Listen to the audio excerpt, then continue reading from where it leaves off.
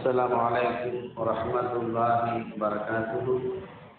الحمد لله رب العالمين والصلاة والسلام على رسول الله سيدنا محمد وعلى آله وصحبه أجمعين. அல்லாஹு தஆலா நாம் செய்த பாவங்களை எல்லாம் மன்னிப்பானாக. வரும் காலங்களில் நோயற்ற நீண்ட ஆயுளை, குறைவற்ற செல்வத்தை தந்து அவனுக்கு பொருத்தமான வாழ்வை நாம் வாழ்வதற்கு அல்லாஹு தஆலா தௌஃபீக் செய்வானாக. நபிகள் நாயகம் ஸல்லல்லாஹு அலைஹி வஸல்லம் அவர்களுடைய துஆக்களை நாம் பெறுவதற்கு, அவர்கள் நமக்கு துஆ செய்வதற்கு, நாம் எவ்வாறு வாழ வேண்டும், என்னென்ன காரியங்களை எல்லாம் செய்ய வேண்டும் என்ற தலைப்பில் மிலாது நபி பயானாக நாம் தொடர்ந்து பேசி வருகிறோம். அல்ஹம்துலில்லாஹ். இன்றைக்கு நாம் சில செய்திகளை சொல்லவிருக்கிறோம். கண்மணி ஸல்லல்லாஹு அலைஹி வஸல்லம் துஆ செய்தார்கள். யாருக்கு? ரஹிமல்லாஹு இம்ரஅன், ஒரு மனிதனுக்கு அல்லாஹ் ரஹமத்து செய்வானாக. யார் துஆ செய்கிறாங்க? ரசூலுல்லாஹ் நமக்கு துஆ செய்கிறார். எந்த மனிதன்? அல்லக சௌதஹு வ அத்தப அஹலஹு, குடும்பத்தார்களை கண்டிப்பதற்காக தன்னுடைய வீட்டிலே சாட்டையை தொங்க விட்டானே. அல்லக சௌதஹு, வீட்டிலே சாட்டையை தொங்க விட்டான் அல்லது கம்பு. எதற்காக? வ அத்தப அஹலஹு, அந்த சாட்டையால், அந்த கம்பால் தன்னுடைய குடும்பத்தார்களுக்கு ஒழுக்கத்தை போதித்தானே, அந்த மனிதனுக்கு அல்லாஹ் தஆலா ரஹமத் செய்வானாக என்று ரசூலுல்லாஹ் சொல்றார்.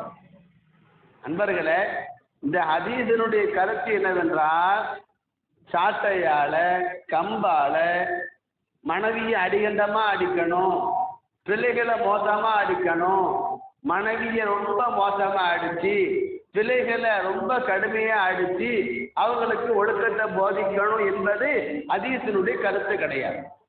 எல்லா வீட்லையும் மனைவி மக்களை, குடும்பத்தாளர்களை கண்டிப்பதற்காக, அவர்களை அச்சுறுத்துவதற்காக, அவர்களுக்கு ஒழுக்கத்தை போதிப்பதற்காக வேண்டி ஒரு கம்பையோ ஒரு சாட்டையையோ வைத்துக் கொள்வது ஒரு சுன்னத் விஷயம் ஒன்று.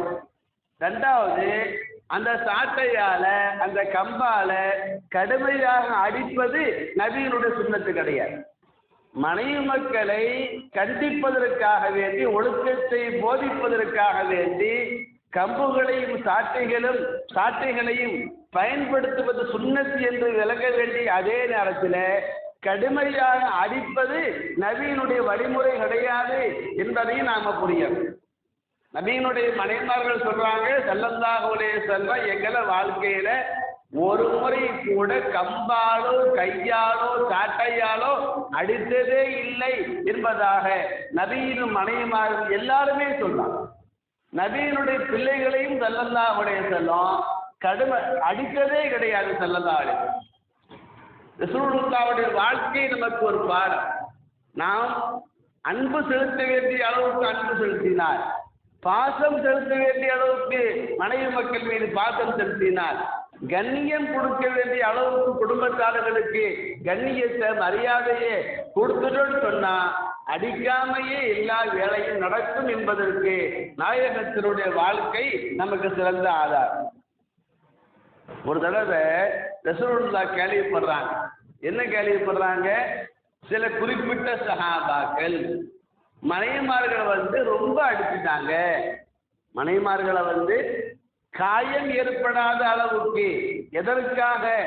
தனிப்பட்ட விருப்பு வெறுப்புக்காக அல்ல, தனிப்பட்ட கோபத்திற்காக அல்ல, தனிப்பட்ட சண்டைக்காக வேண்டி அல்ல, மார்க்கத்தை போதிப்பதற்காக வேண்டி, ஒழுக்கத்தை போதிப்பதற்காக வேண்டி மனைவிமார்களுக்கு காயம் ஏற்படாத அளவுக்கு, ரத்தம் வராத அளவுக்கு, கை கால் வீங்காத அளவுக்கு, வடியால துடிக்கக்கூடிய அளவுக்கு அல்லாம சாதாரணமாக மனைவிமார்களை அடிப்பது அதற்கு மார்க்கத்தில் அனுமதி உண்டு. அதுவும் கூட அல்லாஹ்வுடைய தண்டனைக்கு அவங்க ஆளாகிவிடக்கூடாது என்பதற்காகத்தான் இந்த சின்ன அடியும் கூட. ஆனா ஒரு தடவை ரசூலுல்லாஹ் கேள்விப்பட்டாங்க, சில சஹாபாக்கள் மனைவிமார்கள் ரொம்ப அடிச்சு போட்டாங்க என்று கேள்விப்பட்ட உடனே பெருமானார் எந்தெந்த சஹாபாக்கள் மனைவிமார்களை கடுமையாக அடித்தார்களோ அந்த எல்லா சஹாபாக்களையும் கூப்பிட்டு ஸல்லல்லாஹு அலைஹி வஸல்லம் அந்த சஹாபாக்களை மட்டும் கூப்பிடல, எல்லா சஹாபாக்கள் இருக்கும் பொழுது ஸல்லல்லாஹு அலைஹி வஸல்லம் சொன்னாங்க, ரசூலுல்லாஹ்வுடைய ஒரு நல்ல குணமே அதுதான். ஒரு ஆள் தப்பு செஞ்சாருன்னா ஸல்லல்லாஹு அலைஹி வஸல்லம் தப்பு செஞ்ச ஆளை 4 பேருக்கு முன்னால வச்சு அவரை கண்ணிய குறைவாக கேட்க மாட்டான். எல்லாத்துக்கும் முன்னால வச்சு இப்படி செஞ்சியாம அப்படி செஞ்சியாம மனைவியை அடிச்சியாம என்று கேட்க மாட்டாங்க. தப்பு செஞ்ச ஆள் கூட்டத்தில் இருப்பாரு.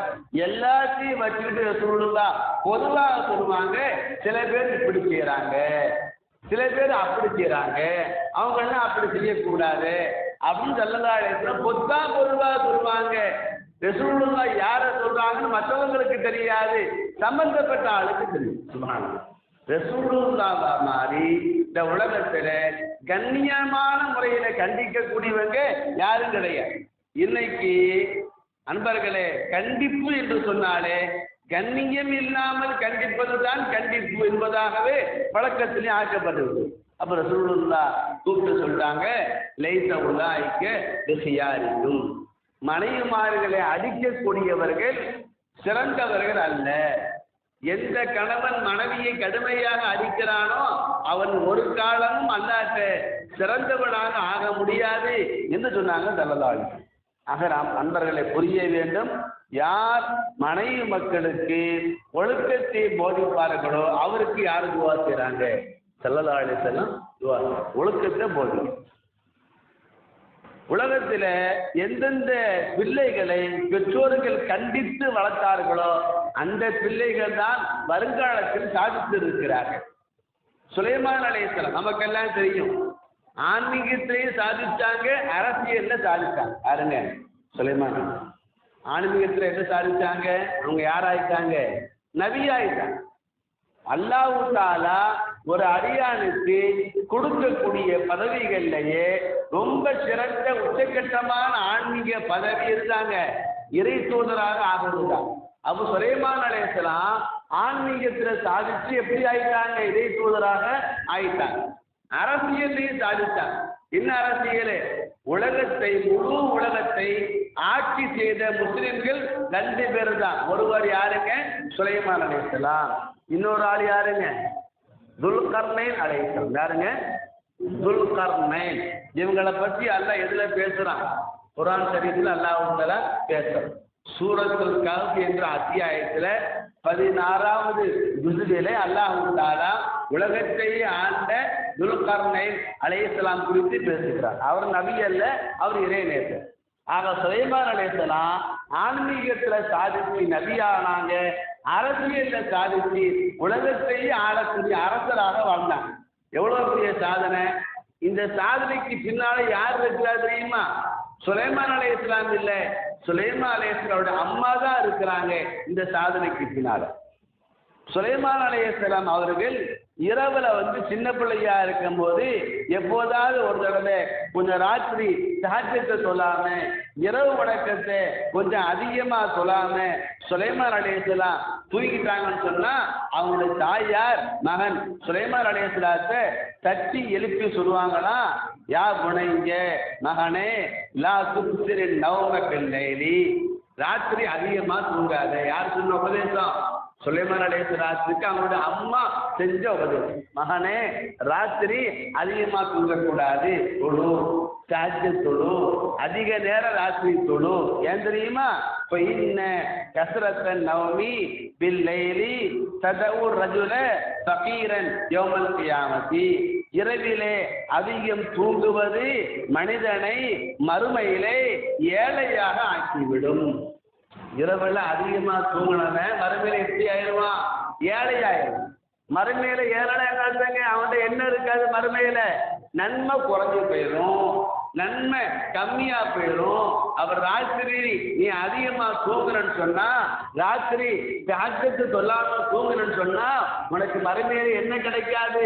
சொர்க்கம் போறதுக்கான நன்மை உனக்கு கிடைக்காது என்று சுலைமான் நபிக்கு அவங்களுடைய தாயார் செஞ்ச அந்த கண்டிப்பு, அந்த உபதேசம், அந்த ஒழுக்கத்தை போதித்த அந்த காரியம் அவங்க எப்படி ஆக்கிச்சு, நபியாகவும் ஆக்கிச்சு, மிக சிறந்த அரசியல் தலைவராகவும் அவங்கள ஆக்கிச்சு. அதே மாதிரி இமாம் தாவூத் ரஹ்மத்துல்லாஹி தயவு செய்து சொல்வதையெல்லாம் கவனித்து வாழ்க்கையில கொண்டு வர முயற்சி பண்ணுங்க. கதை கேட்ட மாதிரி கேட்டு போயிடாதீங்க. வீட்டில் போய் மனைவிட்ட தொழுதியா, மக்கள்கிட்ட தொழுதியா கேளுங்க, பேர பிள்ளைங்கிட்ட தொழுதியாடா கேளுங்க. சுபுவுக்கு வரும்பொழுது வீட்டு கதவை பூட்டிட்டு வந்தா பட்டாது, மனைவியை சுபுவுக்கு எழுப்பி விட்டுட்டு வரணும், பிள்ளைங்களை எழுப்பி விட்டுட்டு வரணும், அவங்களையெல்லாம் தொலை வச்சுட்டு வரணும். போன பிறகு தொழுதியா நினைச்சிருங்க கேட்கணும். தாயா போட்டியா, டீ போடலையா, நம்ம அதை தான் கேட்கணும் போன உடனே. அன்பர்களே, இமாம் தாவூத் ரஹ்மத்துல்லாஹி யாருங்க? மிகப்பெரிய ஹதீஸ் கலையின் மாமேதை. ஏன்னா அவங்க பேர் என்ன பேருங்க? தாவூத். நமக்கெல்லாம் இந்த அரணக்குடியில போடுவாங்கல்ல, இடுப்புல போடுவாங்க, எடுத்துல அந்த தாவூத் தான் தெரியும். அவங்க பேர் என்ன பேருங்க? இமாம் தாவூத் ரஹ்மத்துல்லாஹி. அவங்க என்ன செய்வாங்க அப்படின்னு கேட்டா, பிள்ளைங்க ரொம்ப கண்டிச்சு வளர்ப்பாங்க. ஒரு தடவை அவங்களுடைய மகனார் வீட்டிலே நஃபில் தொழுகிறார். வீட்டில் நஃபில் தொழுகிறார். நஃபில் தொழுகையே சுன்னத்தான தொழுகை வீட்டில் தொழுகிறது சுன்னத்து. பரந்தான தொழுகை எங்கே தொழுவணுங்க? பள்ளிவாசல தொழுகணும். சுன்னத்து நஃபில்ல வீட்டில் தொழுகிறது சுன்னத்து. அப்போ அவங்களுடைய மகனார் இமாம் தாவூத் ரஹ்மத்துல்லாஹியுடைய மகனார் வீட்டிலே நஃபில் தொழுகையை சுன்னத் தொழுகையை தொழுகிறார். சொல்லக்கூடியவங்க அத்தகையாத்துல ஒரு துவா சுன்னத்துங்க. அத்தகையாத்துல அத்தகையாத்து ஓடிட்டு தலவாத்து ஓடிட்டு ஒரு துவா ஓடும். அதுல ஓதக்கூடிய ஒரு முக்கியமான ஒரு துவா, அல்லாஹும்ம இன்னி அஊது பிக்க மின் அஸாபில் கபர் வ மின் அஸாபின் நார் வ மின் ஃபித்னத்தில் மஹ்யா வல் மமாத் வ மின் ஃபித்னத்தில் மஸீஹ் தஜ்ஜால். ஹதீஸுகள்ல சில வார்த்தை முன்ன பின்ன வருது, சில வார்த்தை முந்தி, சில வார்த்தை பிந்தி வருது, அது வேற விஷயம். இதுதான் துவா. இந்த துவாவை அத்தஹியாத்துல ஓரளவு யாருடைய சுன்னத்துங்க? நபியினுடைய சுன்னத். ஸல்லல்லாஹு அலைஹி வஸல்லம் எந்த தொழுகையிலையும் இந்த துவாவை ரசூலுல்லாஹ் ஓதாம அத்தஹியாத்து முடிச்சதே இல்லை. நமக்கு என்ன தெரியாது? நிறைய பேருக்கு இந்த துவாவே தெரியாது. ஸல்லல்லாஹு அலைஹி வஸல்லம் இந்த துவாவை ஓதாம எந்த தொழுகையையும் தொழுததில்லை. அப்ப இமாம் தாவூத் ரஹ்மத்துல்லாஹி அவருடைய மகனார் வீட்டிலே சுன்னத்து நஃபில் தொழுகிறார். தொழுது முடிச்ச உடனே இமாம் தாவூத் தன்னுடைய மகனார்கிட்ட என்ன கேட்டாங்க தெரியுமா? மகனே, அது அவுத பிஹா ஃபீ ஸலாத்திக, இந்த துவாவை சொல்லி மகன்கிட்ட கேட்டாங்க, மகனே நீ தொழுதியாப்பா? தொழுதல்ல, அத்தகையாத்துல இந்த துவா ஓதனம்ல, நான் இப்ப சொன்ன துவா அதை ஓதுனீங்க அத்தகையாத்துல அப்படின்னு யார் கேட்கிறாங்க? இமாம் தாவூத் கேட்கிறாங்க. நாம எல்லாம் தொழுதியான்னு கூட கேட்கறது. அவங்க என்ன கேட்கறாங்க? நீ தொழுது எனக்கு தெரியும், தொழுகையில இந்த துவா ஓதுறது சுன்னத்து, அந்த துவா ஓதுனியான்னு கேட்டாங்க. சுப்ஹானல்லாஹ், அல்லாஹ். உடனே அவரு சொன்னாரு, எப்படி புள்ளன்னு பாருங்க, அவரு ஓதலை, அவரு அந்த துவா அவரு ஓதலை, ஆனா போய் சொல்லலை, ஓதிட்டேன்னு சொல்லியிருக்கலாம். அவர் சொன்னாரு, லா பாப்பா என்ன செய்யல, அந்த துவாவை நான் ஓதலை, இன்னைக்கு ஓதாம விட்டுட்டேன். அவங்க என்ன பண்ணாங்க தெரியுமா? மகனே பரவாயில்லப்பா, சுன்னத்தான துவா தானே, நீ ஓதாட்ட கூட இது கூடியிருப்பா, தொழுக்க கூடிரும், பரவாயில்லப்பா, அடுத்த முறை தொழுவும் பொழுது அந்த துவா ஓது என்று சொல்லலை. என்ன சொன்னாங்க தெரியுமா? ஏன்பா அந்த துவாவை ஓதாம நீ தொழுத? உன் தொழுக கூடாதுப்பா, ஐது சலாத்தக்க, திரும்ப தொழுன்னு சொல்றாங்க. தொழுக கூடிடுங்க, ஆனா என்ன சொன்னாங்க? ஐது சலாத்தக்க, உன் தொழுகையை மீட்டு திரும்ப தொழுன்னு சொன்னாங்க. ஒரு சுன்னத்தான துவாவை அத்தகையாத்துல ஓதாம விட்டதற்காக தொழுகை கூடும் என்று சட்டம் இருந்தது கூட ஏன் திரும்ப சொல்ல சொன்னாங்க? இப்படி கண்டிச்சாதான் நாளைக்கு அந்த மகன் எதை மறக்க மாட்டான், துவாவை மறக்க மாட்டான் என்ற உணர்வின் காரணமாகத்தான் இமாம் தாவூத் ரஹ்மத்துல்லாஹி தன்னுடைய மகனாருக்கு சொன்னாங்க என்பதையும் நாம் வரலாற்றிலே பார்க்கிறோம். யாரு பிள்ளைய கண்டிக்காம வளர்க்குறாங்களோ என்ன ஆகும் சொல்லுவாங்க. அதாவது வீட்டில் கண்டிக்காட்டா ஒரு பிள்ளைய யார் கண்டிப்பாங்க? ஊர்ல கண்டிப்பாங்க. இதெல்லாம் பழமொழி சொல்வதை நம்ம கேள்விப்பட்டிருக்கோம். அன்பர்களே, ஹஜ்ரத் உமர் ரலியல்லாஹு அன்ஹுவோட ஆட்சி காலத்துல ஒரு ஆளு திருடிக்கொண்டே இருந்தார், அடிக்கடி திருடிக்கொண்டே இருந்தார்.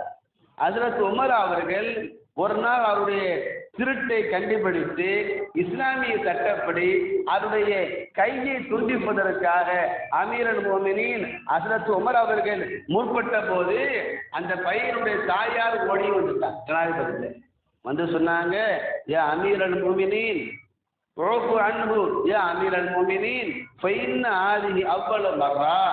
அமீருல் மோமினீன் ஜனாதிபதி அவர்களே, என்னுடைய மகனை மன்னித்து விடுங்கள். அவன் இதுக்கு முன்னால திருடியதே இல்லை. அந்த அம்மா சொன்னான், என் மகன் இதுக்கு முன்னால திருடியதே இல்லை, இப்பதான் முதல் முறையாகவே திருடி இருக்கிறான், இனிமே திருட மாட்டான், கையை வெட்டிடாதீங்க, மன்னிச்சு விட்டுடுங்க. யார் சொன்னாங்க? தாயார். என்ன சொன்னாங்க? இதுதான் முதல் திருட்டு, இனிமே திருட மாட்டான். ஹஜ்ரத் உமர் சொன்னாங்க, தாயே நீ பொய் பேசுகிறாய், நீ பொய் பேசுற, என் மகன் இப்பதான் திருடுறான், இதற்கு முன்னால திருடவே இல்லை என்று நீ சொல்வது பொய். ஏன் தெரியுமா? எந்த பாவத்தையும் ஆரம்பத்தில் அல்லாஹ் காட்டி கொடுக்கறது இல்ல. அல்லாஹ்வுடைய பழக்கம் என்னங்க? எந்த பாவத்தையும் ஆரம்பத்திலேயே அல்லாஹ்வுத்தால காட்டி கொடுக்கறது இல்லை. பலமுறை அவன் செஞ்ச பாவத்தை யாருக்கும் தெரியாம மறைச்சி மன்னிச்சு அல்லாஹ் காப்பாற்றுவான். 1க்கு 100 முறை 1000 முறை 1,00,000 முறை அவன் செஞ்ச பாவத்தை மறைச்சும் மன்னிச்சும் திருந்தாம ரொம்ப மோசமா ஒரு மனுஷன் மாறும்போதுதான் அல்ல இதை காட்டி கொடுக்குறான், செஞ்ச பாவத்தை காட்டி கொடுக்குறான். அப்போ மகன் இன்னைக்கு மாட்டிருக்கிறான்னு சொன்னா பல நாள் கல்ல ஒரு நாள் மாட்டுமா. இது பல நாள் திருட்டு தான் இன்றைக்கு தெரிந்திருக்கிறது, நான் மன்னிக்க முடியாது என்று சொல்லி ஹஜ்ரத் உமர் அவர்கள் திருடி அந்த நபருடைய கையை துண்டித்ததாக நாம் ஹதீஸ் ஷரீஃப் வரலாற்றை பார்த்தோம். ஆக நண்பர்களே, எந்த பிள்ளை கண்டிக்கப்படவில்லையோ அந்த பிள்ளை அல்லாஹ் பாதுகாக்க வேண்டும். ஊரெல்லாம் திட்டக்கூடிய ஏற்றக்கூடிய பிள்ளைகளாக இந்த பிள்ளைகள் மாறி போக வாய்ப்பு இருக்கிறது. ஒரு காலத்துல பாப்பா கண்டிப்பாரு, கொண்ட அம்மா ஒன்றும் சொல்ல மாட்டாங்க, அண்ணன் கண்டிப்பா தங்கச்சிய அம்மா ஒன்றும் சொல்ல மாட்டா, பொம்பளை பிள்ளைங்க மக்கள் ஆம்பளை பிள்ளைங்க கண்டிப்பாங்க, அம்மா ஒன்றும் சொல்ல மாட்டா. இன்னைக்கு எல்லாம் மாறி போச்சு. பிள்ளைங்களை கண்டிக்க முடியல, கண்டிச்சா மனைவி கோவப்படுறா, மனைவி கண்டிச்சா கணவன் கோவப்படுறான், தங்கச்சி அக்காவை கண்டிச்சா அம்மா கோவப்படுறான், அக்கா தங்கச்சி பிள்ளைகளை கண்டிச்சா அம்மா என்ன சொல்றா தெரியுமா நான் உங்களுக்கு? அக்கா பிள்ளையை நம்மளுடைய அக்கா பிள்ளையை தங்கச்சி பிள்ளையை கண்டிச்சா அம்மா என்ன சொல்றா தெரியுமா? பொண்டாட்டி பேச்சை கேட்டு என் பொம்பளை பிள்ளை மக்களை அடிக்கிறான், பொண்டாட்டி பேச்சை கேட்டு என் பொம்பளை பிள்ளை மக்களை அடிக்கிறான், பொம்பளை பிள்ளை வேண்டான்னு சொல்றாங்க, இந்த பொம்பளை பிள்ளை மேல கோபத்துக்கான் மக்கள் மேல காட்டான் என்றெல்லாம் மக்கள் தப்பா பேசுறாங்க. நண்பர்களே, தயவு செய்து பிள்ளைகளை கண்டித்து வளர்க்க வேண்டும். குடும்பத்திலே உள்ள பெரியவர்களும் மூத்தவர்களும் பிள்ளைகளை கண்டிப்பதற்கு அனுமதிக்கும். நம்மளை எல்லாம் வீட்டில் எவ்வளவு அடி அடிச்சாங்க, பாப்பா அடிச்சிருக்கிறார், நம்மளுடைய தாத்தா அடிச்சிருக்கிறார், குடும்பத்தில் உள்ளவங்க பெரியவங்க அடிச்சிருக்கிறாங்க. நாம எல்லாம் அடி வாங்கித்தான் நீங்க வாழ்க்கையில உயர்ந்த கட்டத்துக்கு வந்திருக்கிறோம்னு சொன்னா கண்டிச்சு வளர்க்கப்பட்டோம். இன்னைக்கு கண்டிப்பு போனது, அது எனவே உலகத்திலே குற்றங்கள் பெருகி விட்டது. அல்லாஹ் தஆலா பாதுகாப்பானாக. மனைவி மக்களை கண்டிப்பதற்காக வீட்டிலே சாட்டை அல்லது கம்பை வைத்துக் கொள்வது, அதை கொண்டு சும்மா மிரட்டுவது, தேவைப்பட்டால் மெதுவாக அடித்துக் கொள்வது, இவர்களுக்கு நபிகள் நாயகம் ஸல்லல்லாஹு அலைஹி வஸல்லம் அவருடைய துஆக்கு கிடைக்கிறது. அல்லாஹ் தஆலா இந்த கூட்டத்திலே நாம் சேருவதற்கு அவன் தௌஃபீக் செய்வானாக. ஆமீன் யா ரப்பல் ஆலமீன். வ ஆகிரு தஅவானா அனில் ஹம்துலில்லாஹி ரப்பில் ஆலமீன். அஸ்ஸலாமு அலைக்கும் வ ரஹ்மத்துல்லாஹி வ பரகாத்துஹு.